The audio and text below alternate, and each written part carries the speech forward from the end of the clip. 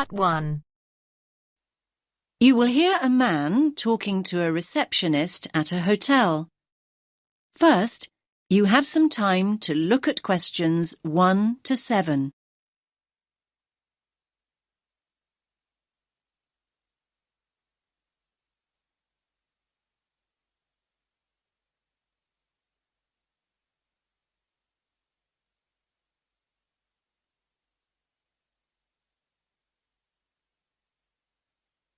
Listen carefully to the first part of the conversation and answer questions 1 to 7. Good evening, sir. Do you have a reservation? Yes. Let me just check I've got everything. Sorry. Yes, a reservation. It's in the name of Hartley, Martin Hartley. Let me see. Oh, yes. Here it is. That's for 3 nights. Yes, that's right. Do you need my passport? I just need to take the number as a form of ID. No problem. Now, can I just ask you to fill in this registration form, please? Actually, no. You see, I've broken my wrist. Yes, I noticed that. I'm afraid form filling is something I can't manage right now. Not without a lot of pain, anyway. Oh, dear. I'm sorry, sir. But don't worry. I can complete the form for you. That's very kind of you. What do you need to know? Well, let's start with your name, of course. So that's Martin, Hartley. That's Hartley. Thanks. And your address? 45 Carlisle Way. Could you spell Carlisle for me? Sorry. It's Carlisle.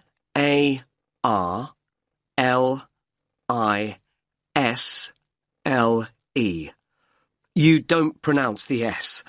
Carlisle Way. And that's in Lewes. Lews. And is there a state? I don't think you have states in the UK. No, we have counties. It's East Sussex. Sussex is with double S. The postcode is LW4 6AU. Do you want my phone number? Actually, no. We contact people by email now. Ah, yes. And send me lots of advertising too, I suppose.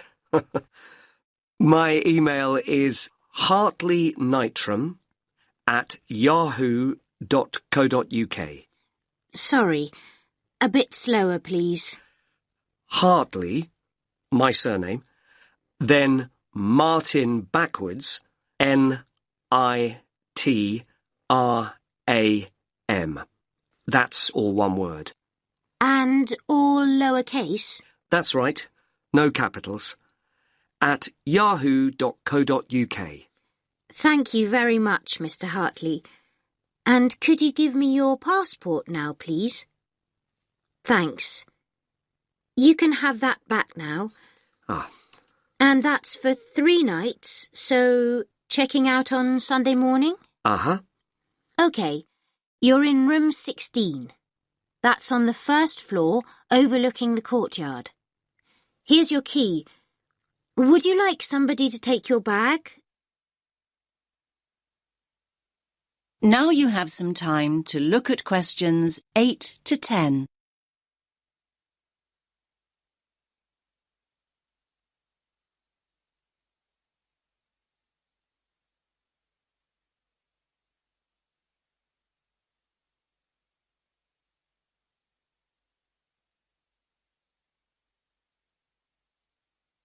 Now listen to the next part of the conversation and answer questions 8 to 10.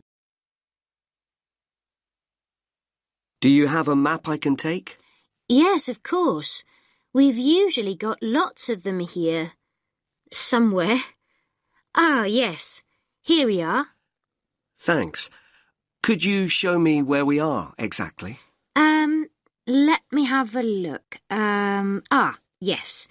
This is our street here, Avenida Constitución. The bigger hotels are marked, so let me just see which one is us. Here. Yes, here. This is Hotel Columbus, just before you get to the museum. I say just before because that's the way most people get here. I mean, coming from the main square where all the buses stop, or from the station. Yes, that's the way the taxi came in from the airport. I thought we drove past the museum, though, just after we went through that big square you mentioned. Ah, you probably mean here. That's actually an art gallery. It's worth having a look round, but the museum's more interesting. I think so, anyway. Thanks for the tip. I hope I get time. Right, well, tomorrow I've got to be at the conference centre. They told me they'd put me in a hotel that wasn't too far away. Oh, yes. The conference centre's not too far at all. Let me see. Yes, down here. You can walk there in 7 or 8 minutes.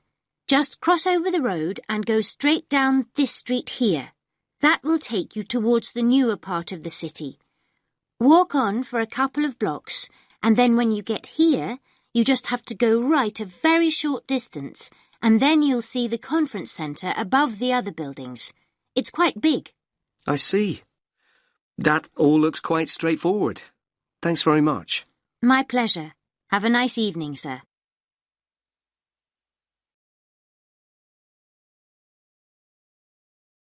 That is the end of part 1. You now have half a minute to check your answers.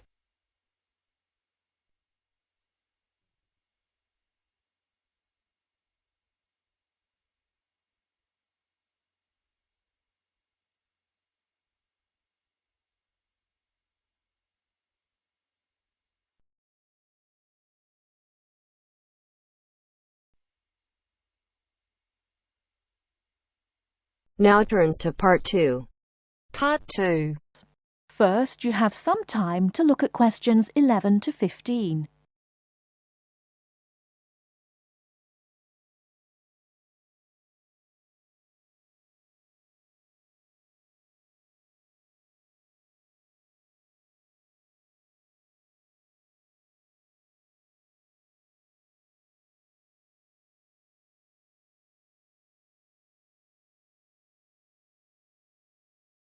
Now, listen carefully and answer questions 11 to 15.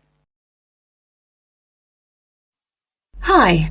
Hello. How can we help you? Is this the Office of Institutional Real Estate? Yes, sir. My name's Alice Baum, and I'm a university housing supervisor. Oh, good. I wonder if you could help me. I'll certainly try, sir. I'm hoping to rent an apartment from September when I begin here, and I'd really like some advice on where to rent and how to rent a place. Advice on renting in Manhattan. We've got plenty of advice about that. The first thing to think about are the prices. New York is an expensive place to live, and Manhattan is the most expensive place in New York. Everyone wants to be here.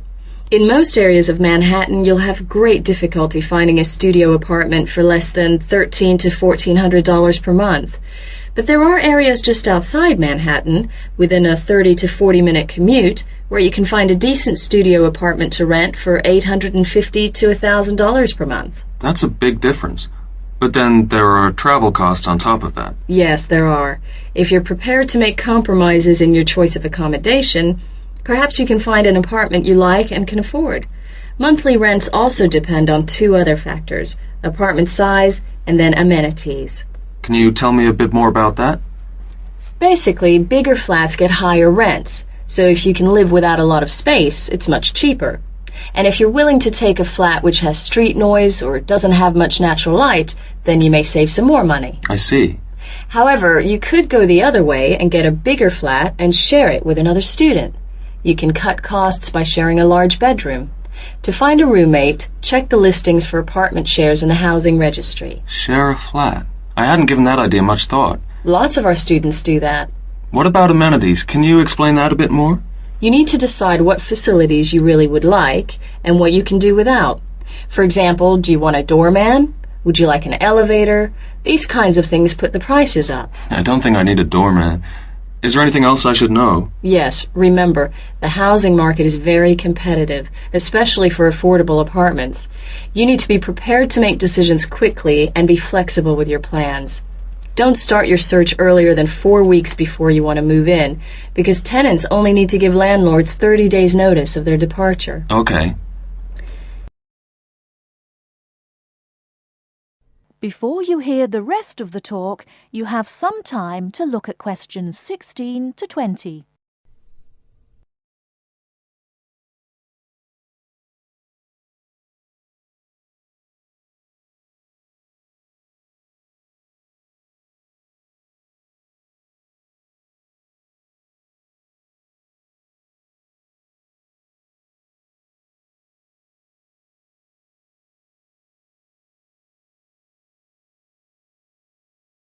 Now listen and answer questions 16 to 20. And make apartment hunting your life for 2 or 3 weeks. That should be enough time to get familiar with the market and find what you're looking for. What's the best way of finding a place? There are really only 2 ways. You do it yourself, or you get someone else to do it for you. That sounds interesting. How do I do that? There are property brokers who will find a place for you. They can guide you to the property of your choice and help you with the paperwork. Wow, that sounds great. But they do charge you a commission fee. In Manhattan, expect to pay between 12 and 15% of the year's rent. That means if your rent is $1,000 a month, the broker's fee works out to $1,800. Oh, maybe not a broker then. And what's the other option again? Do the legwork yourself. Look in the classified ads, call landlord companies, and do online searches. Check out our website first. You mentioned paperwork. Could you tell me something about that? Sure. To rent an apartment, you may be asked to complete an application by your prospective landlord. You may also be asked to pay between $50 and $200 for credit reports. Landlords want to see evidence of steady income and good credit. I see. Because you're a full-time student, most landlords will require a guarantor, someone to guarantee you will pay the rent on time. And when the landlord approves your apartment application, be prepared to pay the first month's rent and the deposit when you sign the lease. That's a lot to think about, and it sounds like a lot of hard work. Thank you very much for the advice. You're very welcome, and good luck.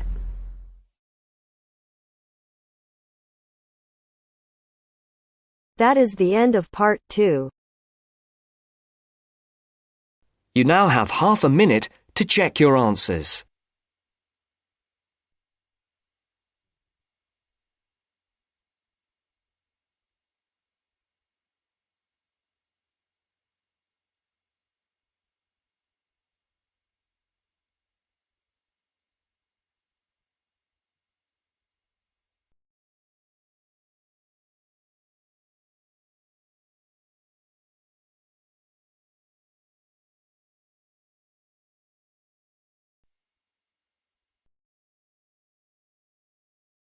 Now turns to part 3. Part 3. You will hear 2 students talking about reading. First, you have some time to look at questions 21 to 24.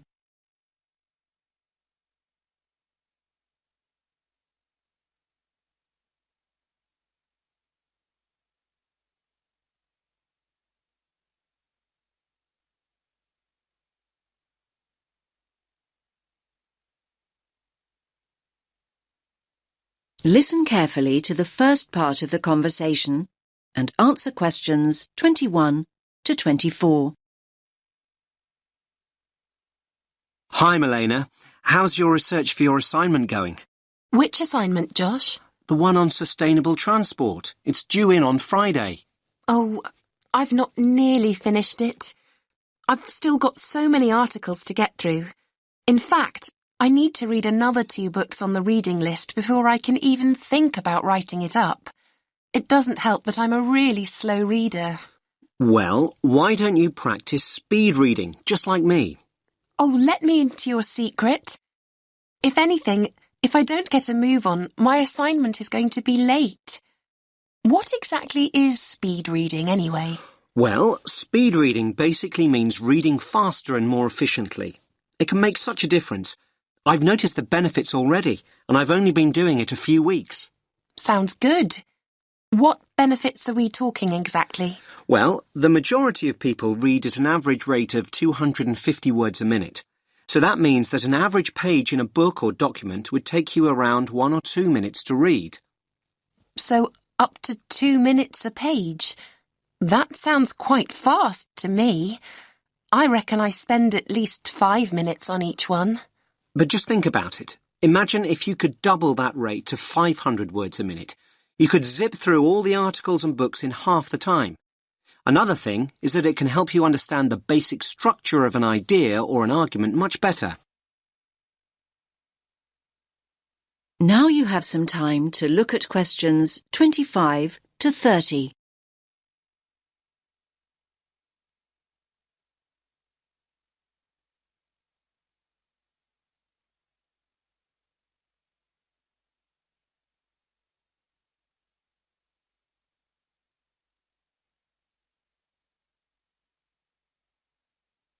Now listen to the next part of the conversation and answer questions 25 to 30. You make speed reading sound like some kind of sport. Well, actually, speed reading is a bit like playing sport. I like to think it's similar to running. Running? Much too fast for me. I'm more of a jogger. You're not selling it to me very well. Okay, but just think about what it takes to be a fast runner. You can learn the techniques, but to get really good at it and build up your speed, you really need to practice. But athletes train for hours every day. That's true, but your reading speed can improve if you practice a few basic techniques. The first thing to do is to actually find out how fast you're reading at the moment. So, time my current reading speed. But I read so slowly, it will be really depressing to find out just how slow I am. Believe me, timing yourself is a really good idea and it's so easy to do. There are lots of online speed reading tests. You just enter the words reading speed test into Google and loads will come up. You could also do a reading comprehension test and see how well you understand what you're reading. I don't know. But remember to read at your normal speed and time yourself on a few different pages. The average of your times should indicate your average reading speed. What do I do next? Well, the next thing to do, and this is really important, is to get rid of distractions. I used to think that music in the background while I was reading was a good thing, but it wasn't for me. I found I increased my speed by working without any noise whatsoever. I usually read in the library, but there always seem to be people talking around me. Well, try using earplugs to block out all the distractions. Another important thing is to set yourself targets. Basically, if you know what your goal is, you're more likely to achieve it. My goal? Well, that's easy. I need to find out about the problems of accessible transport in Africa and then think about some solutions. I know what I need to do, but I keep skipping back to a sentence I've just read. And at other times, I go back a few pages just to make sure that I've read something right. I know what you mean. Actually, a lot of people do that when they read. They reread material when they don't actually need to. It's called regression, and it's important to get out of the habit of doing it. You can reduce the number of times your eyes skip back by running your finger or a pencil along each line you read. Your eyes will follow the tip of your finger, and this helps you avoid skipping back. Why not give it a try? Yes, I think I'll give it a go. But I suppose the first thing to do is find out what my reading speed is. What a thought!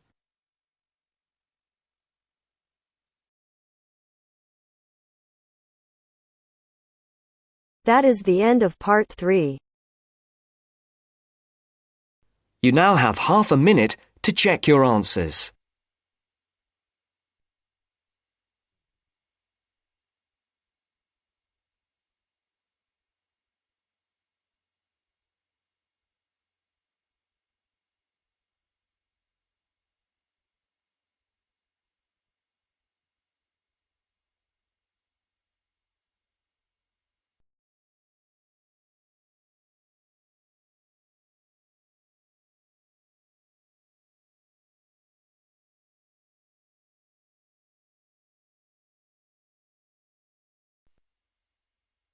Now turns to Part 4.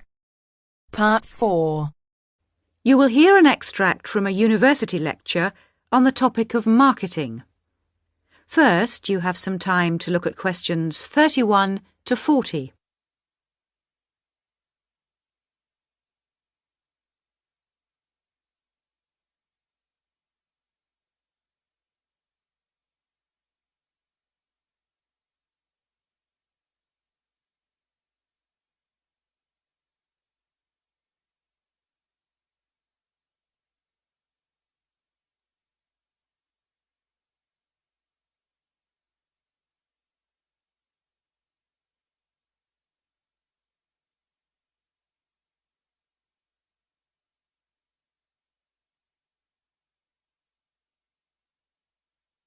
Now listen carefully and answer questions 31 to 40. Last week we looked at some general principles associated with marketing, and today I'd like to look at some of those points in a little more detail. So, what is marketing? Or put another way, what does the term marketing mean? Many people think of it simply as the process of selling and advertising. And this is hardly surprising when every day we are bombarded with television adverts, mail shots, and telephone sales. But selling and advertising are only two functions of marketing. In fact, marketing, more than any other business function, deals with customers. So perhaps the simplest definition is this one. Marketing is the delivery of customer value and satisfaction at a profit. In other words, finding customers, keeping those customers happy, and making money out of the process. The most basic concept underlying marketing is the concept of human needs. These include basic physical needs for things like food, as well as warmth and safety. And marketers don't invent these needs. They're a basic part of our human makeup.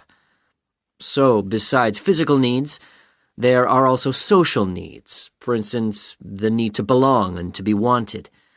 And in addition to social needs, we have the need for knowledge and self-expression, often referred to as individual needs. As societies evolve, members of that society start to see things not so much in terms of what they need, but in terms of what they want. And when people have enough money, these wants become demands. Now, it's important for the managers in a company to understand what their customers want if they're going to create effective marketing strategies, so there are various ways of doing this. One way at supermarkets, for instance, is to interview customers while they're doing their shopping. They can be asked about their buying preferences, and then the results of the survey can be analyzed. This provides reliable feedback on which to base future marketing strategies. It's also quite normal for top executives from department stores to spend a day or two each month visiting stores and mixing freely with the public, as if they were ordinary customers, to get an idea of customer behavior. Another way to get information from customers is to give them something. For instance, some fast food outlets give away vouchers in magazines or on the street that entitle customers to get part of their meal for nothing. As well as being a good way of attracting customers into the restaurants to spend their money, it also allows the managers to get a feel for where to advertise and which age groups to target. Another strategy employed at some well-known theme parks, such as Disneyland, is for top managers to spend at least one day in their career touring the park dressed as Mickey Mouse or some other cartoon character. This provides them with the perfect opportunity to survey the scene and watch the customers without being noticed. Okay, well, we mentioned customer satisfaction at the beginning of this lecture, and I'd like to return briefly to that as it relates to what we've just been talking about. If the performance of a product falls short of the customer's expectations, the buyer is going to be dissatisfied. In other words, if the product you buy isn't as good as you'd expected, then the chances are you'll be unhappy about it. If, on the other hand, performance matches expectations and the product you buy is as good as you expected, then generally speaking, the buyer is satisfied. But smart companies should aim one step higher. They should aim to delight customers by promising only what they can be sure of delivering and then delivering much more than they promised. So then, if, as sometimes happens, performance is better than expected, the buyer is delighted and is twice as likely to come back to the store. Now, let's move on to look at the role of advertising. That is the end of part 4. You now have half a minute to check your answers.